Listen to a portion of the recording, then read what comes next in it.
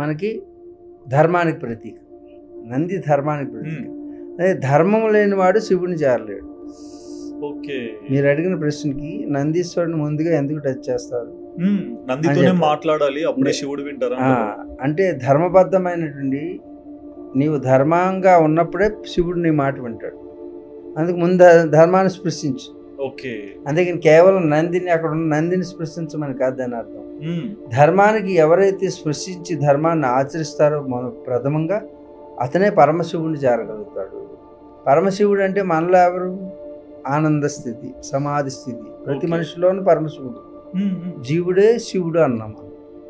మనలో ఉన్న జీవుడే శివుడు.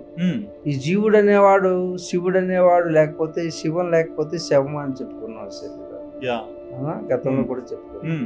అంటే జీవుడువే నీవు. శివోహం శివోహం శివోహం అంటే, శివోహం అంటే ఏంటి? శివుడే అహం, నేను.